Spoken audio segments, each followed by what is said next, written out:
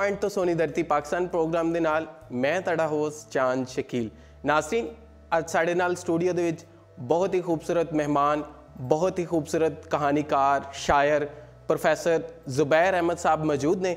Professor साहब नूं 2014 दे विच उन्हां दी किताब कबूतर बनेरे ते गलियां उत्ते इंटरनेशनल पंजाबी लिटरेरी अवार्ड टाहा मिलिया और इस अवार्ड नूं पंजाबी लिटरेचर दा नोबेल प्राइज़ भी आख्या जाता है। इस तो अलावा प्रोफैसर साहब बारे गल करिए तो बहुत ही गुनी आदमी ने।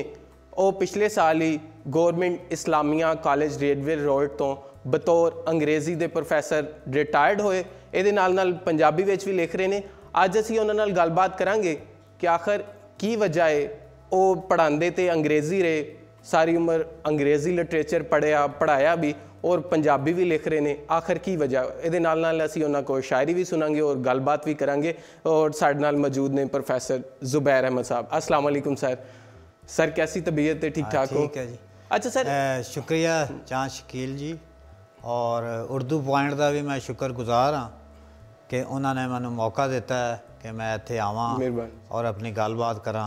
बहुत शुक्रिया। अच्छा सर, सब तो पहले तो सवाल यही पैदा होता है कि तुसी सारी जिंदगी जड़ी हो अंग्रेज़ी पढ़ाई और लिखिया नाल पंजाबी विच ही। आखिर पंजाबी नूं ते जिहड़ा है पंजाबी विच लिखना जिहड़ा बड़ा, मैं अक्सर दोस्तों को कहना हुंदा कि घाटे का सौदा लोग समझते हैं। वो कहते हैं कि आखिर की पंजाबी विच लिख के की मिलना, ना कोई इनाम ना कोई लेकिन तुसी माशाअल्लाह जिहड़ा 2014 दे विच इंटरनेशनल लिटरेरी अवार्ड जिहड़ा है वो जितया। इस बारे की कहोगे? कहानी तो बड़ी लंबी है। मैं एक उस नस्ल के नाल मेरा तलक है जिहड़े आना लाइब्रेरियां होंदियां सी महल्लियां दे विच, वो पढ़ के असीं जवान होए हैं। तो मैनू बचपन तो लिखण पढ़न का बहुत शौक सी। 6वीं 7वीं तो ही मैं और FA BA तक आंदे मैं सारा उर्दू का लिटरेचर पढ़ लिया सी। मंटो, कुर्रतुल ऐन हैदर, तो उर्दू दे विच उर्दू बहुत अच्छी सी मेरी, शानदार सी। उस जमाने जो असीं कॉलेज दे विच आए हाँ तो जिहड़ा जुल्फकार अली भुट्टो का जमाना सी, 73-74 की गल है। और उदों सोशलिज्म का भी बड़ा जोर सी। उदों सोशलिस्ट ऑर्गेनाइजेशनस होंदियां सी कॉलेजां दे विच। ते मैं बिल्कुल बहुत यंग सा, मैं 15-16 साल की उम्र च मैट्रिक कर लिया सी। असीं उन्हां दे हत्थे चढ़ गए कामरेडां दे और उत्थे एक साढ़े मैं उन्होंने अपने उस्ताद ही कहांगा, लखत पाशा साहब होंदे सन। तो उन्होंने मैनू कहा कि उर्दू तो सारे लिखते हैं, पंजाबी कौन लिखेगा। तो यह गल इन्नी मेरे दिल दे विच तुसीं समझो बैठ ही गई। तो मैं बहुत अच्छियां नज़मां लिखना सा, उर्दू का अफसाने भी लिखे ने मैं, हल्का रबाबे ज़ौक़ च मैं पढ़ियां भी नहीं। फिर मैं पंजाबी वाल आ गया। MA जी अंग्रेज़ी है मैं बाद च कीती और बुनियादी मकसद जिहड़ा सी अंग्रेज़ी नाल जिहड़ा सी वो रोज़गार सी, क्योंकि पंजाबी विच जिहड़ी नौकरी तो मिलती नहीं। लिहाजा मैं पढ़ाई अंग्रेज़ी है लेकिन सेवा मैं पंजाबी दी कीती है। ज़बरदस्त। अच्छा प्रोफैसर साहब, तुहानूं ये जिहड़ा टामा अवार्ड मिलिया, जदों तुहानूं ये अवार्ड मिलिया तो तुहाडे की फीलिंग्स सन? अवार्ड जिहड़ा जी शुरू होया सी 2014 दे विच। हाँ, उहदे विच जिहड़ा पाकिस्तानी पंजाब चों मैं पहला लिखारी हाँ जिन्हों इनाम मिलिया। मेरी जिहड़ी किताब है कबूतर बनेरे ते गलियां, मैं 2013 मुकम्मल कर लई सी, लेकिन छपते इहनूं बाई चांस 2000 जिहड़ा है 11 मैं मुकम्मल की, सॉरी, तो 13 दे विच छपी। उस साल ही छपी, वो मैं सबमिट कर दी। तो वो बहरहाल उस जदों किताब नूं इनाम नहीं भी मिलिया सी तो दोस्तां ने मैनूं कहना शुरू कर दिता सी कि अगर तैनूं ना इनाम मिलिया तो असीं समझांगे कि यह ज़्यादती है। उस तो पहले मैनूं खतरपोश अवार्ड भी मिल चुकिया सी मार्च दे विच। मैनूं उदों मिलिया 2014 दे विच। अच्छा जी। अच्छा सर, दूसरी गल है कि जिस तरह तुसी नौजवान की गल की, अज का नौजवान जिहड़ा है वो तो लिटरेचर तो बहुत हटिया होया। जिस तरह तुसी अपने दौर दस रहे सी, मुहल्ले दे विच लाइब्रेरियां होंदियां सी, घर दे विच लोगों ने छोटियां लाइब्रेरियां, दोस्तों का आना जाना, बल्कि गिफ्ट जिहड़े वो किताबां दा ही वटांदरा हुंदा सी। ਉਹ अच्छा तू पढ़ ਲਈ है तो ऐ हुण तू मैनू दे दे ਇਹ किताब। तो अज का नौजवान तो लिटरेचर तो इन्ना दूर हुंदा जा रहा, क्योंकि तुसी भी उस्ताद रहे हो, इन्नी देर तुसी पढ़ाया कॉलेजां दे विच, मुख्तलिफ कॉलेजां दे विच, ते तुसी की समझ ਸਮਝਦੇ ਹੋ ਅੱਜ ਦਾ ਨੌਜਵਾਨ ਕਿਉਂ ਤੁਹਾਨੂੰ ਡਾਹਾ ਅਵਾਰਡ ਦੀ ਗੱਲ ਕਰਦੇ ਹਾਂ ਜੀ ਜੀ ਕਿ ਡਾਹਾ ਅਵਾਰਡ ਜਿਹੜਾ 2013 'ਚ ਸ਼ੁਰੂ ਹੋਇਆ ਸੀ, ਤੇ ਇਹਦੇ ਜਿਹੜਾ ਹੈ ਨੇ 3 ਅਵਾਰਡ ਦਿੱਤੇ ਜਾਂਦੇ ਨੇ। ਇੱਕ ਵੱਡਾ ਅਵਾਰਡ ਹੁੰਦਾ, ਪਹਿਲਾ ਉਹਨੂੰ ਕਿਹਾ ਜਾਂਦਾ, ਤੇ 2 ਉਹਦੇ ਨਾਲ ਗੁਰਮੁਖੀ ਤੇ ਸ਼ਾਹਮੁਖੀ ਦਿੱਤੇ ਜਾਂਦੇ ਨੇ। ਇਹ ਅਵਾਰਡ ਵੈਨਕੂਵਰ ਦੇ ਵਿੱਚ ਦਿੱਤਾ ਜਾਂਦਾ ਔਰ ਉਹ ਬੁਲਾਉਂਦੇ ਨੇ ਔਰ ਟਿਕਟ ਵੀ ਉਹੀ ਦਿੰਦੇ ਨੇ, ਕੁਝ ਦਿਨ ਠਹਿਰਾਉਂਦੇ ਵੀ ਨੇ। ਜ਼ਬਰਦਸਤ। ਔਰ ਮੇਰੇ ਵੇਲੇ ਤੇ $5000 ਸੀ ਇਨਾਮ, ਛੋਟਾ ਜਿਹੜਾ ਸੀ। ਹੁਣ ਉਹਨਾਂ ਨੇ ਉਹ ਵੀ 10000 ਕਰਤਾ ਹੈ। ਅੱਛਾ। ਤੇ ਹੁਣ ਤੱਕ ਜਿਹੜਾ ਨਾ 5 $10,000 ਹਾਂ $10,000 ਜਿਹੜਾ ਉਹ ਜਿਹਨੂੰ ਤੁਸੀਂ ਕਹਿ ਲਓ ਜਿਹੜੇ ਦੂਸਰੇ ਨੇ, ਔਰ ਫਸਟ ਜਿਹੜਾ ਅਵਾਰਡ ਹੈ ਉਹ $50,000 ਕੈਨੇਡੀਅਨ। $50,000 ਹਾਂ। ਔਰ ਹੁਣ ਤੱਕ 5 ਜਿਹੜੇ ਨੇ ਅਵਾਰਡ ਦਿੱਤੇ ਜਾ ਰਹੇ ਨੇ। ਜ਼ਬਰਦਸਤ। ਤੇ ਮੈਂ ਸਮਝਦਾ ਇਹ ਅਵਾਰਡ ਬਹੁਤ ਅੱਛਾ ਹੈ। ਇਹਨੇ ਫਿਕਸ਼ਨ ਰਾਈਟਿੰਗ ਨੂੰ ਬੂਸਟ ਕੀਤਾ, ਸਾਡੇ ਨਾ ਹੌਸਲਾ ਅਫਜ਼ਾਈ ਕੀਤੀ ਔਰ ਲੋਕ ਆ ਰਹੇ ਨੇ। ਲੇਕਿਨ ਇੱਕ ਗੱਲ ਮੈਂ ਸਿਰਫ ਕਹਿਣਾ ਚਾਹਾਂਗਾ ਕਿ ਸਿਰਫ ਇਨਾਮ ਲੈਣ ਲਈ ਨਹੀਂ ਲਿਖਣਾ ਚਾਹੀਦਾ। ਬਿਲਕੁਲ। ਕਿ ਇਨਾਮ ਜਿਹੜੇ ਨੇ ਉਹ ਰਾਈਟਰਸ ਦੇ ਵਾਸਤੇ ਨੇ। ਰਾਈਟਰਸ ਜਿਹੜੇ ਨੇ, ਲਿਖਾਰੀ ਜਿਹੜੇ ਨੇ, ਉਹ ਇਨਾਮਾਂ ਵਾਸਤੇ ਨਹੀਂ। ਅੱਛਾ, ਹੁਣ ਜਿਹੜੇ ਤੁਹਾਡੀ ਸਵਾਲ ਹੈ ਤੁਹਾਡਾ ਕਿ ਨੌਜਵਾਨ ਜਿਹੜੇ ਨੇ ਅੱਜ ਕੱਲ੍ਹ, ਇਹਦਾ ਮੈਨੂੰ ਵੀ ਜਿਹੜਾ ਹੈ ਬੜਾ ਅਫਸੋਸ ਵੀ ਹੈ ਔਰ ਦੁੱਖ ਵੀ ਹੈ ਕਿ ਅੱਜ ਕੱਲ੍ਹ ਦਾ ਜਿਹੜਾ ਨੌਜਵਾਨ ਹੈ ਉਹ ਕਿਤਾਬ ਤੋਂ ਦੂਰ ਹੋ ਗਿਆ। ਔਰ ਇੰਨੀਆਂ ਜਿਹੜੀਆਂ ਮੋਬਾਈਲ ਹੈ, ਉਹਦੇ ਬਾਅਦ ਇੰਟਰਨੈਟ ਹੈ, ਉਹਦੇ ਬਾਅਦ ਇੰਨੀਆਂ ਸਾਰੀਆਂ ਆ ਗਈਆਂ ਨੇ ਚੀਜ਼ਾਂ। ਸਾਡਾ ਇੱਕ ਦੋਸਤ ਕਹਿੰਦਾ ਹੈ ਕਿ 1 ਲੱਖ ਦਾਨਸ਼ਵਰ ਦੁਨੀਆ ਨੂੰ ਨਹੀਂ ਬਦਲ ਸਕਦੇ ਸਨ ਜਿੰਨੀ ਤੇਜ਼ੀ ਨਾਲ ਇੱਕ ਮੋਬਾਈਲ ਨੇ ਬਦਲ ਦਿੱਤਾ ਹੈ। ਇਹ ਟੈਕਨੋਲੋਜੀ ਜਿਹੜੀ ਹੈ ਇੰਨੀ ਜ਼ਿਆਦਾ ਇੱਕ ਖੌਫਨਾਕ ਵੀ ਹੈ, ਚੰਗੀ ਵੀ ਹੈ। ਚਾਕੂ ਵਾਲਾ ਹਿਸਾਬ ਹੈ ਕਿ ਤੁਸੀਂ ਇਹਦੇ ਨਾਲ ਸਬਜ਼ੀ ਵੀ ਕੱਟ ਸਕਦੇ ਹੋ ਤੇ ਇਹਦੇ ਨਾਲ ਤੁਸੀਂ ਕਤਲ ਵੀ ਕਰ ਸਕਦੇ ਹੋ। ਇਹ ਸਾਰਾ ਜਿਹੜੀ ਇੰਟਰਨੈਟ ਹੈ ਬੜਾ ਅੱਛਾ ਹੈ, ਮਾਲੂਮਾਤ ਹੈ, ਦੁਨੀਆ ਨਾਲ ਜੁੜ ਗਏ ਹਾਂ। ਲੇਕਿਨ ਜਿਹੜੀ ਸਮਝ ਕਿਤਾਬ ਪੜ੍ਹ ਕੇ ਆਉਂਦੀ ਹੈ, ਜਿਹੜਾ ਬੰਦੇ ਦੇ ਦਿਲ ਨੂੰ ਕੋਈ ਚੀਜ਼ ਜਿਹੜੀ ਹੈ ਛੋਹ ਕੇ ਲੰਘਦੀ ਹੈ, ਕੋਈ ਸੋਹਣੀ ਰਾਈਟਿੰਗ, ਉਹ ਇੰਟਰਨੈਟ ਜਿਹੜਾ ਹੈ ਜਾਂ ਮੋਬਾਈਲ ਨਾਲ ਉਹ ਚੀਜ਼ ਨਹੀਂ ਆ ਸਕਦੀ। ਲਿਹਾਜ਼ਾ ਪਤਾ ਨਹੀਂ ਹੈ, ਹੋ ਸਕਦਾ ਹੈ ਆਰਜ਼ੀ ਵੇਲਾ ਹੋਵੇ, ਲੇਕਿਨ ਹੈ ਕਿ ਜੋ ਕਿਤਾਬ ਦੀ ਖੁਸ਼ਬੂ ਹੈ ਕਾਗਜ਼ ਦੀ, ਉਹ ਅਸੀਂ ਤੇ ਸਾਨੂੰ ਤੇ ਉਹਨੇ ਫੜਿਆ ਹੈ। ਅੱਛਾ ਜ਼ੁਬੈਰ ਸਾਹਿਬ, ਤੁਹਾਡੇ ਜਿਹੜੇ ਘਰ ਵਾਲੇ ਨੇ ਸਮੀਨਾ ਆਪਾ ਜੀ, ਮਾਸ਼ਾਅੱਲਾ ਉਹ ਵੀ ਰਾਈਟਰ ਨੇ, ਤੇ ਉਹਨਾਂ ਨੇ ਕਦੀ ਕਿਹਾ ਹੈ ਕਿ ਜ਼ੁਬੈਰ ਸਾਹਿਬ ਮੈਂ ਤੇ ਤੁਹਾਡੇ ਤੋਂ ਚੰਗਾ ਲਿਖ ਲੈਂਦੀ ਹਾਂ, ਜਾਂ ਕਦੀ ਕੰਪੀਟੀਸ਼ਨ ਹੋਇਆ ਇਸ ਮਾਮਲੇ 'ਚ? ਨਾਜ਼ੁਕ ਮੁਕਾਮ ਤੇ ਲੈਣ ਦੇ ਤੁਸੀਂ। ਤੇ ਮਿਸਿਸ ਮੇਰੀ ਜਿਹੜੇ ਨੇ ਸਮੀਨਾ ਅਸਮਾ ਉਹਨਾਂ ਦਾ ਨਾਂ ਹੈ, ਉਹਨਾਂ ਦੀਆਂ 2 ਕਿਤਾਬਾਂ ਛਪ ਚੁੱਕੀਆਂ ਨੇ ਔਰ ਉਹਨਾਂ ਨੂੰ ਇੱਕ ਕਿਤਾਬ ਦੇ ਉੱਤੇ ਉਹਨਾਂ ਨੂੰ ਜਿਹੜਾ ਹੈ ਪੰਜਾਬ ਗੌਰਮੈਂਟ ਦਾ ਪਲਾਕ ਵਾਲਿਆਂ ਨੂੰ ਅਵਾਰਡ ਵੀ ਮਿਲਿਆ। ਉਹ ਬੜੀ ਸੋਹਣੀ ਸ਼ਾਇਰੀ ਕਰਦੇ ਨੇ। ਉਹਨਾਂ ਨੇ ਕੁਛ ਵੇਲਾ ਜਿਹੜਾ ਮੀਆਂ ਵਾਲੀ ਔਰ ਕੁੰਦੀਆਂ ਦੇ ਵਿੱਚ ਬਚਪਨ ਗੁਜ਼ਾਰਿਆ ਸੀ। ਲਿਹਾਜ਼ਾ ਉਹਨਾਂ ਦੀ ਸ਼ਾਇਰੀ ਵਿੱਚ ਹਲਕਾ ਜਿਹਾ ਇੱਕ ਜਿਹੜਾ ਨਾ ਲਹਿੰਦੀ ਦਾ ਵੀ ਟੱਚ ਹੈਗਾ ਔਰ ਸ਼ਾਇਰੀ ਉਹ ਸੋਹਣੀ ਕਰਦੇ ਨੇ। ਮੇਰਾ ਪਹਿਲਾ ਪਿਆਰ ਤੇ ਸ਼ਾਇਰੀ ਸੀ।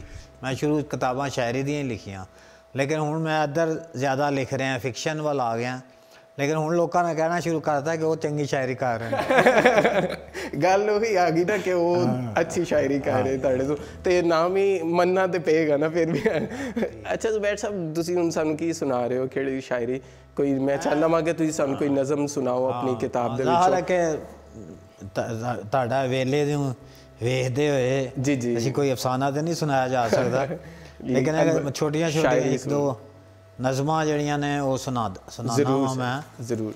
ਇਹ ਇੱਕ ਨਜ਼ਮ ਹੈਗੀ ਹੈ, ਕਾਈ ਕਿਹਾ ਜੀਵਨ ਜੀਵੇ, ਕੋਈ ਕਿਸ ਤਰ੍ਹਾਂ ਦਾ ਜੀਵਨ ਜੀਵੇ। ਕਾਈ ਕਿਹਾ ਜੀਵਨ ਜੀਵੇ, ਸਾਵਾ ਰੱਤਾ ਜਾਂ ਕਾਲਾ ਸ਼ਾਹ, ਟੈਂਡੀਆਂ ਅੱਖਾਂ ਵਰਗਾ। ਕਾਈ ਕਿਹਾ ਜੀਵਨ ਜੀਵੇ, ਖੁਸ਼ ਉਦਾਸ ਜਾਂ ਨਰਾਸ, ਸਖੜੀਆਂ ਸੜਕਾਂ ਵਰਗਾ। ਕਾਈ ਕਿਹਾ ਜੀਵਨ ਜੀਵੇ, ਰੁਕਿਆ ਸੁੱਕਿਆ ਜਾਂ ਵਹਿੰਦਾ, ਸੁੱਕਿਆ ਜਾਂ ਵਹਿੰਦਾ, ਜਿਵੇਂ ਦਿਲ ਦਰਿਆ। ਕਾਈ ਕਿਹਾ ਜੀਵਨ ਜੀਵੇ, ਖਾਲੀ ਭਰਿਆ ਜਾਂ ਤਰਿਆਇਆ, ਖਾਲੀ ਭਰਿਆ ਜਾਂ ਤਰਿਆਇਆ, ਜਿਵੇਂ ਅੰਤ ਫਨਾ। ਕਾਈ ਕਿਹਾ ਜੀਵਨ ਜੀ। ਵਾਹ ਵਾਹ ਵਾਹ, ਜ਼ਬਰਦਸਤ, ਬਹੁਤ ਖੂਬਸੂਰਤ ਜ਼ੁਬੈਰ ਸਾਹਿਬ। ਸ਼ੁਕਰੀਆ। ਜਿਸ ਤਰ੍ਹਾਂ ਕਿ ਤੁਹਾਡਾ ਇਸ਼ਕ ਜਿਹੜਾ ਹੈ ਉਹ ਸ਼ਾਇਰੀ ਸੀ, ਉਹਦੇ ਬਾਅਦ ਤੁਸੀਂ ਅਫਸਾਨੇ ਵੱਲ ਆਏ, ਔਰ ਅਫਸਾਨੇ ਵੱਲ ਕਿਸ ਤਰ੍ਹਾਂ ਆਏ ਹੌਲੀ ਹੌਲੀ? ਲੇਕਿਨ ਦੇਖਿਆ ਕਿ ਬਹੁਤ ਸਾਰੇ ਸ਼ਾਇਰ ਅਗਰ ਸ਼ਾਇਰੀ ਹੀ ਕਰ ਰਹੇ ਨੇ ਤੇ ਉਹ ਅਫਸਾਨੇ ਵੱਲ ਉਹਨਾਂ ਦਾ ਆਉਣਾ ਥੋੜ੍ਹਾ ਜਿਹਾ ਨਾਮੁਮਕਿਨ ਵੀ ਹੋ ਜਾਂਦਾ, ਲੇਕਿਨ ਤੁਸੀਂ ਕਿਸ ਤਰ੍ਹਾਂ ਆਏ? ਅਫਸਾਨੇ ਮੈਂ ਜਦੋਂ ਤੁਹਾਨੂੰ ਦੱਸਿਆ ਨਾ, ਜਦੋਂ ਮੈਂ ਸਕੂਲ ਲਾਈਫ ਦੇ ਵਿੱਚ ਸਾਂ ਔਰ ਕਾਲਜ ਦੇ ਵਿੱਚ, ਮੈਂ ਉਦੋਂ ਫਿਕਸ਼ਨ ਪੜ੍ਹਿਆ ਬਹੁਤ ਸੀ ਜੀ। ਔਰ ਉਦੋਂ ਸਾਡੇ ਜ਼ਮਾਨੇ ਨਾਲ ਰਜ਼ੀਆ ਭੱਟ, ਸਲਮਾ ਨਾਜ਼ ਬੜਾ ਹੁੰਦਾ ਸੀ, ਇਬਨ ਸਫੀ ਵੀ ਸੀ। ਇਹ ਮੈਂ ਸਾਰੇ ਰਾਈਟਰਸ ਪੜ੍ਹੇ ਨੇ, ਐਡੇ ਮੋਟੇ ਨਾਵਲ ਜਿਹੜੇ ਨੇ। ਤੇ ਫਿਰ ਉਦਾਸ ਨਸलें, आग का दरिया, ਮੰਟੋ ਔਰ ਅਸਮਤ ਚੁਗਤਾਈ, ਇਸ ਤਰ੍ਹਾਂ ਦੇ ਸਾਰੇ ਮੈਂ ਪੜ੍ਹੇ ਸੀ। ਤੇ ਪੜ੍ਹਨ ਨਾਲ ਲਿਖਣ ਦਾ ਸ਼ੌਕ ਤੇ ਹੁੰਦਾ ਹੀ ਹੈ। ਹਾਂ, ਦੂਸਰਾ ਇੱਕ ਮੇਰੀ ਜ਼ਿੰਦਗੀ ਦੇ ਵਿੱਚ ਥੋੜ੍ਹਾ ਜਿਹਾ ਤੁਸੀਂ ਕਹਿ ਲਓ ਇੱਕ ਮੋੜ ਆਇਆ। ਮੇਰੀ ਜੰਮਪਲ ਜਿਹੜੀ ਹੈ ਉਹ ਕ੍ਰਿਸ਼ਨ ਨਗਰ ਲਾਹੌਰ ਦੀ ਹੈ, ਅਫਸਾਨਿਆਂ ਦੇ ਵਿੱਚ ਵੀ ਉਹਦੀ ਝਲਕ ਨਜ਼ਰ ਆਉਂਦੀ, ਜਿਹਦਾ ਨਾਂ ਉਹਨਾਂ ਨੇ ਇਸਲਾਮਪੁਰਾ ਰੱਖਤਾ, ਲੇਕਿਨ ਮੇਰੇ ਲਈ ਅੱਜ ਉਹ ਕ੍ਰਿਸ਼ਨ ਨਗਰ ਹੀ ਹੈ। ਤੇ ਉਹ ਕ੍ਰਿਸ਼ਨ ਨਗਰ ਦੇ ਵਿੱਚ ਮੈਨੂੰ ਐਸੀ ਇੱਕ ਮਕਾਨ ਸੀ ਸਾਡਾ ਇਕੱਠਾ ਫੈਮਿਲੀ ਦਾ, ਉਹ ਮੈਨੂੰ ਛੱਡਣਾ ਪਿਆ। ਉਹ ਵੇਚ ਦਿੱਤਾ ਫੈਮਿਲੀ ਨੇ ਮਕਾਨ। ਔਰ ਉਹ ਜਦੋਂ ਮੈਂ ਛੱਡਿਆ ਤਾਂ ਇੱਕਦਮ ਮੇਰਾ ਅਜੀਬ ਜਿਹਾ ਇੱਕ ਨੌਸਟੈਲਜੀਆ ਮੇਰਾ ਸ਼ੁਰੂ ਹੋ ਗਿਆ, ਮੇਰੀ ਯਾਦ ਸ਼ੁਰੂ ਹੋ ਗਈ, ਕਿਉਂਕਿ ਮੈਂ ਬਚਪਨ ਮੁਹੱਲਾ ਸਾਰਾ ਉਹ ਉੱਥੇ ਹੀ ਗੁਜ਼ਾਰਿਆ ਸੀ। ਔਰ ਉਹ ਬੜਾ ਰਿਚ ਇਲਾਕਾ ਹੈ ਕ੍ਰਿਸ਼ਨ ਨਗਰ। ਤੇ ਉਹ ਇੱਕ ਮੈਂ ਫਿਰ ਇੰਨਾ ਜ਼ਿਆਦਾ ਉਹਦੇ ਇੱਕ ਦੁੱਖ ਦੇ ਵਿੱਚ ਚਲਾ ਗਿਆ ਕਿ ਮੈਂ ਕਈ ਸਾਲ ਉੱਥੇ ਵਾਪਸ ਨਹੀਂ ਗਿਆ। ਰਹਿ ਮੈਂ ਲਾਹੌਰ ਹੀ ਰਿਹਾ ਸਾਂ, ਲੇਕਿਨ ਮੈਂ ਕ੍ਰਿਸ਼ਨ ਨਗਰ ਨਹੀਂ ਗਿਆ। ਔਰ ਉਸ ਯਾਦ ਦੇ ਵਿੱਚ ਮੈਂ ਕਹਾਣੀਆਂ ਲਿਖਣੀਆਂ ਸ਼ੁਰੂ ਕੀਤੀਆਂ। ਔਰ ख़ास तौर ਤੇ ਜਿਹੜੀ ਮੇਰੀ ਕਹਾਣੀ ਹੈ, ਜਿਹੜੀ ਪਹਿਲੀ ਕਿਤਾਬ ਦਾ ਨਾਮ ਹੀ ਉਹੀ ਹੈ, ਮੀਂਹ ਬੂਏ ਤੇ ਬਾਰੀਆਂ। ਉਹ ਕਹਾਣੀ ਮੈਂ ਜਿਹੜੀ ਲਿਖੀ ਉਹ ਇੱਕਦਮ ਹੀ ਰਾਤੋਂ ਰਾਤ ਘੰਟੇ ਡੇਢ ਘੰਟੇ 'ਚ ਮੈਂ ਬੈਠ ਕੇ ਜਿਸ ਤਰ੍ਹਾਂ ਉਤਰਦੀ ਹੈ ਨਾ, ਬਿਲਕੁਲ ਮੈਨੂੰ ਉਤਰੀਆਂ ਇਸ ਤਰ੍ਹਾਂ ਕੁਛ ਕਹਾਣੀਆਂ ਬਿਲकुल एकदम ਜਿਹੜਾ ਆਮਦ ਹੋਈ ਮੈਨੂੰ ਬਕਾਇਦਾ ਕਹਾਣੀਆਂ ਦੀ। ਫਿਰ ਕਹਾਣੀਆਂ ਨੂੰ ਲੋਕਾਂ ਨੇ ਬਹੁਤ ਜ਼ਿਆਦਾ ਪਸੰਦ ਕੀਤਾ ਔਰ ਫਿਰ ਮੈਂ ਇਹਦੇ ਉੱਤੇ ਹੀ ਜਿਹੜਾ ਫਿਕਸ ਹੋ ਗਿਆ। ਸ਼ਾਇਰੀ ਮੇਰੀ ਜੋ ਉਸ ਤਰ੍ਹਾਂ ਮੈਂ ਫਿਰ ਕੱਟ ਕਰ ਦਿੱਤੀ। ਫਿਰ ਦੁਬਾਰਾ ਹੁਣ ਤਾਂ ਲਿਖਦਾ ਹੀ ਨਹੀਂ ਮੈਂ, ਕਈ ਸਾਲ ਹੋ ਗਏ ਨੇ ਤੇ ਹੁਣ ਮੈਂ ਕਹਾਣੀਆਂ ਦੇ ਉੱਤੇ ਹੀ ਹਾਂ। ਜ਼ਬਰਦਸਤ। ਅੱਛਾ ਜ਼ੁਬੈਰ ਸਾਹਿਬ, ਇੱਕ ਹੋਰ ਸਵਾਲ ਜਿਹੜਾ ਪੰਜਾਬੀ ਲਿਟਰੇਚਰ ਔਰ ਪੰਜਾਬੀ ਜ਼ੁਬਾਨ ਬਾਰੇ ਜਿਹੜਾ ਅੱਜ ਕੱਲ੍ਹ ਆਮ ਹੈ, ਬਹੁਤ ਸਾਰੇ ਲੋਕ ਕਹਿੰਦੇ ਨੇ ਕਿ ਆਉਣ ਵਾਲੇ ਕੁਝ ਸਾਲਾਂ ਨੂੰ ਪੰਜਾਬੀ ਦਾ ਜਿਹੜਾ ਫਿਊਚਰ ਹੈ ਉਹ ਕੁਝ ਰੋਸ਼ਨ ਨਹੀਂ ਨਜ਼ਰ ਆ ਰਿਹਾ। ਤੁਸੀਂ ਇਸ ਬਾਰੇ ਕੀ ਕਹਿਣਾ ਚਾਹੋਗੇ? ਜਦਕਿ ਮੇਰਾ ਖਿਆਲ ਹੈ ਕਿ ਇਸ ਤਰ੍ਹਾਂ ਦੀ ਗੱਲ ਕੋਈ ਨਹੀਂ ਹੈਗੀ, ਕਿਉਂਕਿ ਲੋਕਾਂ ਦਾ ਇੱਕ ਖਿਆਲ ਹੈ, ਅਸੀਂ ਸਵਾਲ ਸਾਹਮਣੇ ਆਉਂਦਾ ਹੈ, ਇਸ ਲਈ ਤੁਹਾਡੇ ਕੋਲ ਇਹ ਸਵਾਲ ਕੀਤਾ ਗਿਆ। ਤੁਸੀਂ ਇਸ ਬਾਰੇ ਕੀ ਕਹਿਣਾ ਚਾਹੋਗੇ? ਜਿਹੜਾ ਇਸ ਵੇਲੇ ਜਿਹੜਾ ਕ੍ਰਾਈਸਿਸ ਹੈ, ਜਿਹੜਾ ਬੁਹਰਾਨ ਹੈ ਜਾਂ ਜੋ ਵੀ ਹੈ, ਉਹ ਪੂਰੀ ਦੁਨੀਆ ਦੇ ਵਿੱਚ ਇੱਕ ਤਰ੍ਹਾਂ ਦਾ ਔਰ ਸਾਡੇ ਖਾਸ ਤੌਰ ਤੇ ਬਹੁਤ ਜ਼ਿਆਦਾ ਹੈ ਪੰਜਾਬੀ ਬੋਲੀ ਦੇ ਵਿੱਚ ਕਿ ਸਾਡੀ ਬੋਲੀ ਇੱਕ ਵਿਸਰ ਰਹੀ ਹੈ ਲੋਕਾਂ ਨੂੰ ਜਾਂ ख़त्म ਹੋ ਰਹੀ ਹੈ। ਮਰ ਗਈ ਤਾਂ ਮੈਂ ਨਹੀਂ ਕਹਾਂਗਾ, ਉਹ ਕਹਿਣ ਲੱਗੇ ਮੈਨੂੰ ਬੜਾ ਦੁੱਖ ਹੋਏਗਾ, ਲੇਕਿਨ ਇਹ ਕਿ ਘੱਟ ਹੋ ਰਹੀ ਹੈ। ਔਰ ਉਹਦੀ ਬਹੁਤ ਵੱਡੀ ਵਜ੍ਹਾ ਇਹ ਹੈ ਕਿ ਇੱਕ ਬਹੁਤ ਵੱਡੀ ਇੱਕ ਲੈਂਗੁਇਸਟਿਕ ਚੇਂਜ ਆ ਰਹੀ ਹੈ, ਇੱਕ ਬੋਲੀ ਦਾ ਹੀ ਬਦਲਾਅ ਆ ਰਿਹਾ। ਅੰਗਰੇਜ਼ੀ ਤੇਜ਼ੀ ਦੇ ਨਾਲ ਜਿਹੜੀ ਹੈ ਉਹ ਹਰ ਸ਼ੋਬੇ ਦੇ ਵਿੱਚ ਆ ਰਹੀ ਹੈ, ਬਲਕਿ ਹੁਣ ਇਸ ਵੇਲੇ ਤੇ ਉਰਦੂ ਵੀ ਕ੍ਰਾਈਸਿਸ ਦੇ ਵਿੱਚ ਹੈ। ਉਰਦੂ ਵੀ ਹੁਣ ਉਸ ਤਰ੍ਹਾਂ ਜਿਸ ਤਰ੍ਹਾਂ ਅਸੀਂ ਪੜ੍ਹੀ ਹੈ, ਮੈਂ ਜਿੱਦਾਂ ਉਰਦੂ ਪੜ੍ਹੀ, ਅੱਜ ਕੱਲ੍ਹ ਦੇ ਮੁੰਡੇ ਤਾਂ ਉਨੀ ਉਰਦੂ ਵੀ ਨਹੀਂ ਪੜ੍ਹਦੇ, ਤੇ ਉਰਦੂ ਵੀ ਜਿਹੜੀ ਹੈ ਉਸ ਤਰ੍ਹਾਂ ਨਹੀਂ ਪੜ੍ਹੀ ਜਾ ਰਹੀ। ਉਹਦੀ ਵਜ੍ਹਾ ਗਲੋਬਲਾਈਜੇਸ਼ਨ ਹੈ, ਸਾਰਾ ਹੈ। ਲੇਕਿਨ ਇਹ ਸਵਾਲ ਆਪਣੀ ਜਗ੍ਹਾ ਹੈ। ਅਸੀਂ 10, 12, 11 ਕਰੋੜ ਜਿੰਨੀ ਵੀ ਆਬਾਦੀ ਹੈ ਸਾਡੇ ਪੰਜਾਬ ਦੀ ਔਰ ਪਰਲਾ ਪੰਜਾਬ ਵੀ, ਇਹ ਇੱਕ ਬਹੁਤ ਵੱਡਾ ਸਵਾਲ ਹੈ ਔਰ ਸਾਨੂੰ ਇਹਦੇ ਬਾਰੇ ਸੁਚੇਤ ਹੋਣਾ ਪਏਗਾ, ਇਹਦੇ ਬਾਰੇ ਕੌਨਸ਼ੀਅਸ ਹੋਣਾ ਪਏਗਾ ਕਿ ਅਸੀਂ ਆਪਣੀ ਜ਼ੁਬਾਨ ਨੂੰ ਬਚਾਈਏ।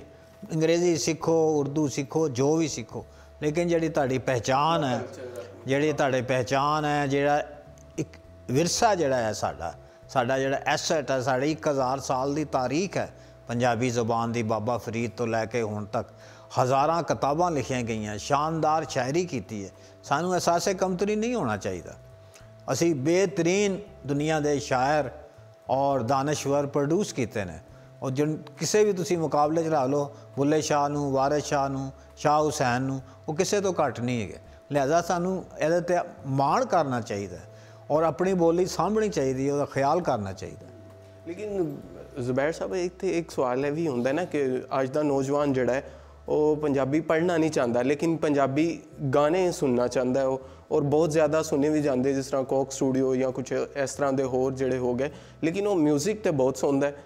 ਮਿਊਜ਼ਿਕ ਵੀ ਸੁਣਦਾ ਹੈ, ਹੋਰ ਵੀ ਕਈ ਚੀਜ਼ਾਂ ਨੇ। ਖਾਣੇ ਵੀ ਅਸੀਂ ਬੜੇ ਸ਼ੌਕ ਨਾਲ ਖਾਂਦੇ ਹਾਂ ਪੰਜਾਬੀ ਦੇ।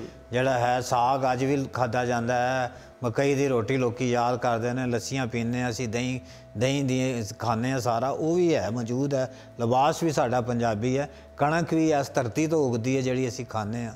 ਪਾਣੀ ਸਾਡੇ 5 ਦਰਿਆ ਨੇ। ਅਤੇ ਉਹ ਇਹ ਜਿਹੜਾ ਮਿਊਜ਼ਿਕ ਹੈ ਇਹ ਸ਼ੁਰੂ ਦੇ ਵਿੱਚ ਇਸ ਤਰ੍ਹਾਂ ਨਹੀਂ ਸੀ। ਜਦੋਂ ਪਾਕਿਸਤਾਨ ਬਣਿਆ ਤਾਂ ਗਜ਼ਲ ਬੜੀ ਪੋਪੂਲਰ ਸੀ, ਔਰ ਗਜ਼ਲ ਨੇ ਬੜੇ ਰਾਈਟਰ ਪੈਦਾ ਕੀਤੇ, ਉਰਦੂ ਦਾ ਵੀ ਬੜਾ ਜ਼ੋਰ ਸੀ। ਲੇਕਿਨ ਇਹ ਜਦੋਂ ਪ੍ਰਾਈਵੇਟਾਈਜੇਸ਼ਨ ਆਈ ਹੈ, ਇਹ ਜਦੋਂ ਕੇਸਟ ਆਈ ਹੈ ਔਰ ਚੈਨਲਸ ਆਏ ਨੇ ਸਾਰੇ, ਫਿਰ ਲੋਕਾਂ ਨੇ ਉਹ ਸੁਣਨਾ ਜੋ ਉਹ ਪਸੰਦ ਕਰਦੇ, ਔਰ ਉਹਦੇ ਵਿੱਚ ਪੰਜਾਬੀ ਮਿਊਜ਼ਿਕ ਜਿਹੜਾ ਉਹ ਵੱਜਿਆ ਹੈ। ਪੂਰੀ ਸਮਝ ਲਓ ਤੁਸੀਂ ਕੈਲੀਫੋਰਨੀਆ ਤੋਂ ਲੈ ਕੇ ਜਾਪਾਨ ਤੱਕ ਇਸ ਵੇਲੇ ਜਿਹੜਾ ਨਾ ਪੰਜਾਬੀ ਭੰਗੜਾ, ਪੰਜਾਬੀ ਮਿਊਜ਼ਿਕ ਜਿਹੜਾ ਉਹ ਸੁਣਿਆ ਜਾ ਰਿਹਾ ਹੈ, ਗਾਇਆ ਜਾ ਰਿਹਾ, ਔਰ ਉਹਦਾ ਤੁਸੀਂ ਕੁਝ ਕਰ ਨਹੀਂ ਸਕਦੇ।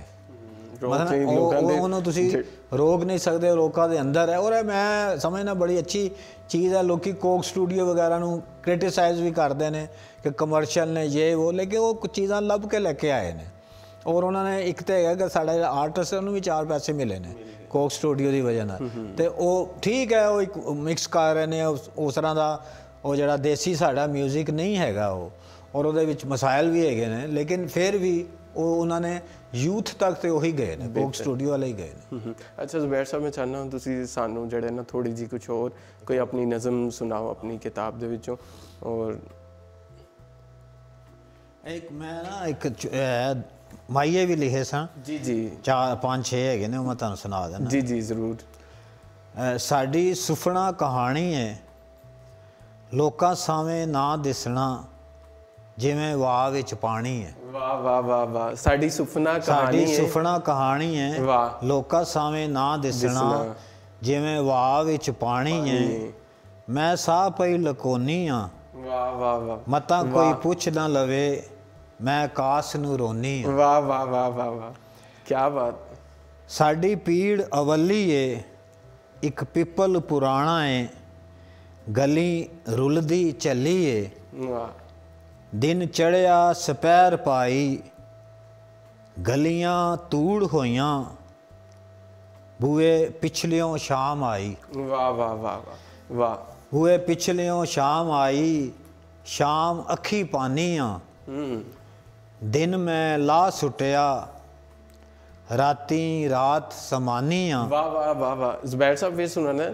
ਸ਼ਾਮ ਅੱਖੀ ਪਾਨੀ ਆ, ਦਿਨ ਮੈਂ ਲਾ ਸੁੱਟਿਆ, ਵਾਹ, ਰਾਤੀ ਰਾਤ ਸਮਾਨੀ ਆ। ਵਾਹ ਵਾਹ।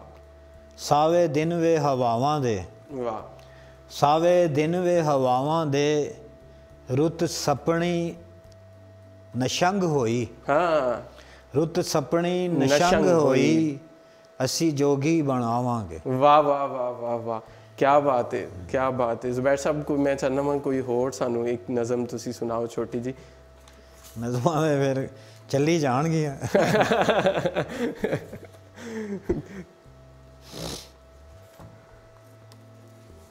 ਇਹ ਨਜ਼ਮ ਹੈਗੀ ਹੈ, ਆ ਹਵਾ ਨਾਲ ਗੱਲ ਤਾਂ ਕਰੀਏ। ਇਹ ਦੋਸਤਾਂ ਨੂੰ ਬਹੁਤ ਪਸੰਦ ਹੈ, ਔਰ ਮੇਰੇ ਇੱਕ ਦੋਸਤ ਸਨ, ਫੌਤ ਹੋ ਗਏ, ਤਾਹਰ ਯਸੂਫ ਸਾਹਿਬ, ਉਹਨਾਂ ਨੇ ਇਹ ਗਾਈ ਵੀ ਸੀ। ਉਹ ਮੇਰੇ ਕੋਲ ਰਿਕਾਰਡਿੰਗ ਪਈ ਹੈ, ਮੈਂ ਕਦੀ ਸ਼ੇਅਰ ਵੀ ਕਰਾਂਗਾ ਫੇਸਬੁੱਕ 'ਤੇ ਜਾਂ ਉੱਥੇ ਯੂਟਿਊਬ 'ਤੇ। ਆ ਹਵਾ ਨਾਲ ਗੱਲ ਤਾਂ ਕਰੀਏ, ਆ ਹਵਾ ਨਾਲ ਗੱਲ ਤਾਂ ਕਰੀਏ, ਸਾਡੇ ਵਿਹੜੇ ਆਂਦੀ ਕਿਉਂ ਨਹੀਂ। ਬਾਰੀਓਂ ਓਲੇ ਬਹਿ ਬਹਿ ਤੱਕਣਾ, ਫੇਰਾ ਗਲੀ ਵਿੱਚ ਪਾਉਂਦੀ ਕਿਉਂ ਨਹੀਂ। ਵਾਹ। ਆ ਹਵਾ ਨਾਲ ਗੱਲ ਤਾਂ ਕਰੀਏ। ਵਾਹ ਵਾਹ ਵਾਹ ਵਾਹ, ਕੀ ਬਾਤ। ਤੇ ਖੈਂਦੀ ਕਿਉਂ ਨਹੀਂ ਹੱਦਾਂ ਨਾਲ, ਹੱਦ ਜਿਹੜੀ ਹੁੰਦੀ ਹੈ, ਖੈਂਦੀ ਕਿਉਂ ਨਹੀਂ ਹੱਦਾਂ ਨਾਲ, ਦਿਲ ਦੀਆਂ ਕੰਧਾਂ ਢਾਉਂਦੀ ਕਿਉਂ ਨਹੀਂ। ਵਾਹ ਵਾਹ ਵਾਹ ਵਾਹ ਵਾਹ ਵਾਹ, ਕੀ ਬਾਤ। ਅੰਦਰ ਰੁੱਤ ਉਦਾਸੀ ਥੀ ਗਈ, ਅੰਦਰ ਰੁੱਤ ਉਦਾਸੀ ਥੀ ਗਈ, ਆ ਕੇ ਰੁੱਤ ਪਰਤਾਂਦੀ ਕਿਉਂ ਨਹੀਂ। ਆ ਹਵਾ ਨਾਲ ਗੱਲ ਤਾਂ ਕਰੀਏ। ਵਾਹ ਵਾਹ ਵਾਹ, ਸਾਡੇ ਵੇਲੇ ਆਂਦੀ ਕਿਉਂ। ਕੀ ਬਾਤ ਹੈ, ਆ ਹਵਾ ਨਾਲ ਗੱਲ ਤਾਂ ਕਰੀਏ। ਸਾਡੇ ਵੇੜੇ ਆਂਦੀ ਕਿਉਂ ਨਹੀਂ। ਬਹੁਤ ਮਿਹਰਬਾਨੀ ਜ਼ੁਬੈਰ ਸਾਹਿਬ, ਬਹੁਤ ਅੱਛਾ ਲੱਗਾ ਤੁਹਾਡੇ ਨਾਲ, ਬਹੁਤ ਸੋਹਣੀਆਂ ਨਜ਼ਮਾਂ, ਬਹੁਤ ਸੋਹਣੀ ਗੱਲਬਾਤ ਹੋਈ। ਮੈਂ ਚਾਹੁੰਦਾ ਵਾਂ ਅਖੀਰ ਤੇ ਤੁਸੀਂ ਅੱਜ ਦੀ ਨੌਜਵਾਨ ਨਸਲ ਨੂੰ ਬਤੌਰ ਉਸਤਾਦ ਤੁਸੀਂ ਕੀ ਪੈਗਾਮ ਦੇਣਾ ਚਾਹੋਗੇ? ਦੇਖੋ ਜੀ, ਜਿਹੜੀ ਸਭ ਤੋਂ ਜ਼ਬਰਦਸਤ ਚੀਜ਼ ਹੈ ਉਹ ਇਲਮ ਦੇ ਨਾਲ ਪਿਆਰ ਹੈ। ਜੀ ਜੀ।